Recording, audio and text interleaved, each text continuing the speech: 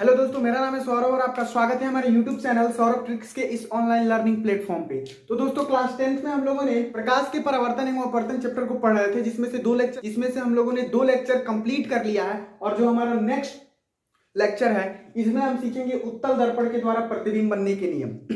बात करें पिछली लेक्चर की, तो पिछले लेक्चर में हम लोगों ने अवतल दर्पण के द्वारा प्रतिबिंब बनने के नियम को सीखा था, जिसमें 6 प्रकार की इमेज बन रही थी। अब बात आती है उत्तल दर्पण के द्वारा प्रतिबिंब बनने के नियम पे। तो देखिए, उत्तल दर्पण के द्वारा 2 प्रकार की इमेज बनती है। कितनी? 2 प्रकार की इमेज बनती है। चलिए उसको देखते हैं। तो देखिए, उत्तल दर्पण के द्वारा जो पहला इमेज बनता है कि जब वस्तु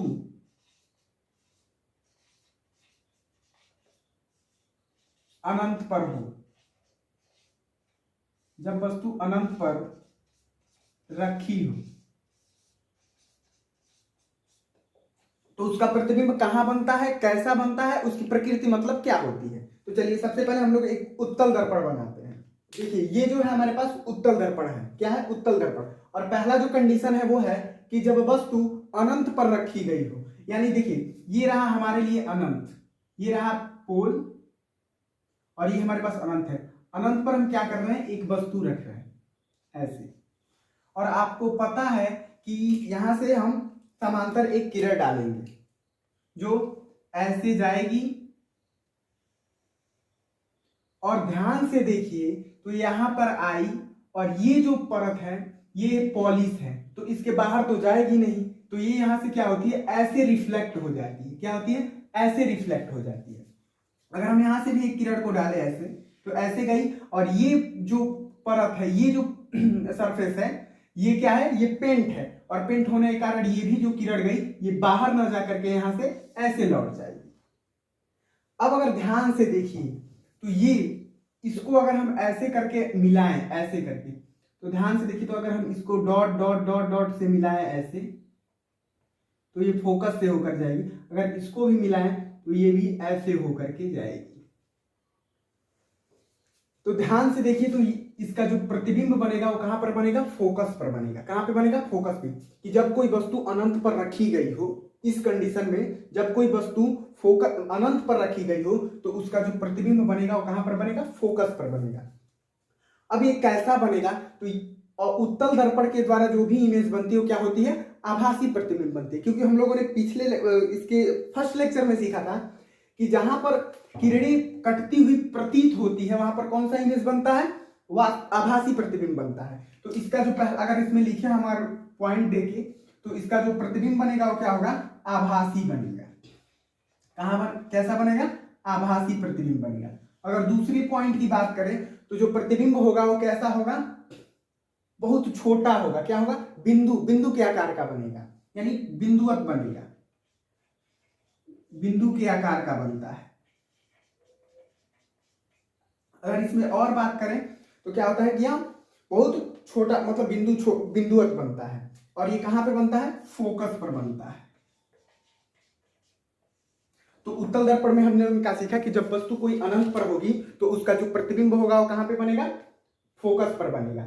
अब ध्यान से देखिए, ये रहा वस्तु, यहां से हमने प्रकाश की किरण को डाला, और ये यहां से पेंट है, और यहां से बाहर नहीं जाएगी, यहां से रिफ्लेक्ट होकर के चली जाएगी, और ये मिल गया। अब चलिए हम लोग देखते हैं दूसरा, कि दूसरा कंडीशन क्या है प्रतिबिंब बनने। तो दोस्तों, जो हमारा दूसरा कंडीशन है वो है कि जब वस्तु ध्रुव और अनंत के बीच में रखी गई हो, तो उसका प्रतिबिंब कहां पे बनता है? देखिए, ये रहा हमारे पास ध्रुव पोल, और ये हमारे पास अनंत हुआ। तो ध्रुव और अनंत के बीच में, यानी हम यहां पर एक वस्तु रख रहे हैं। कहां पे?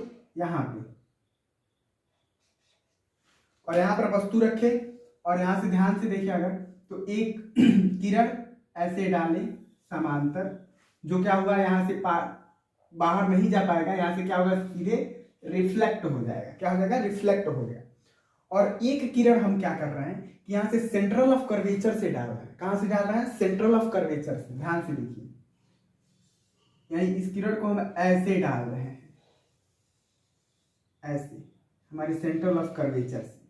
कैसे? सेंट्रल ऑफ कर्वेचर से। तो अब देखिए, और ये जो किरण है, अगर इसको हम ऐसे मिला दें,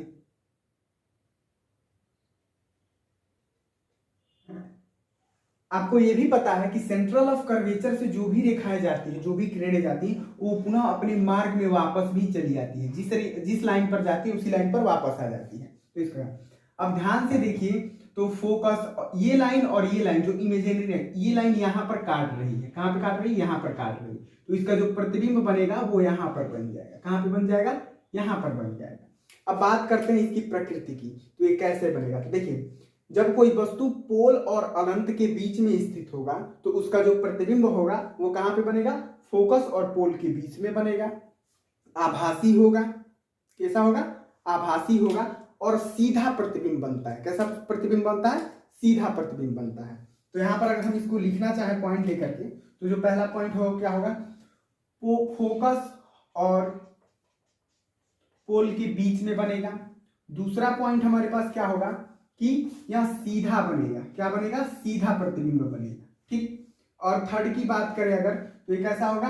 आभासी प्रतिबिंब बनेगा। आभासी प्रतिबिंब बनेगा। फोर्थ की बात करें तो छोटा प्रतिबिंब बनेगा। कैसा बनेगा? छोटा बनेगा। तो ये रहा हमारे पास उत्तल दर्पण के द्वारा प्रतिबिंब बनने के नियम। क्या रहा? उत्तल दर्पण के द्वारा प्रतिबिंब बनने के नियम। तो हमारे पास हम लोग ने उत्तल दर्पण के द्वारा प्रतिबिंब बनने के नियम 2 प्रकार के पढ़े, अवतल दर्पण के जो प्रतिबिंब पढ़े वो 6 प्रकार के पढ़े। ठीक। तो इस लेक्चर में बस इतना ही बताने वाले थे आपको, और आगे की बातें जिसमें हम लोग कुछ फॉर्मूले और चिन्ह परिपाटी को समझेंगे, जो हमारा नेक्स्ट लेक्चर होगा। आज के लिए बस इतना है। अगर वीडियो पसंद आई हो तो वीडियो को लाइक और चैनल को सब्सक्राइब करना ना भूलें। जय हिंद।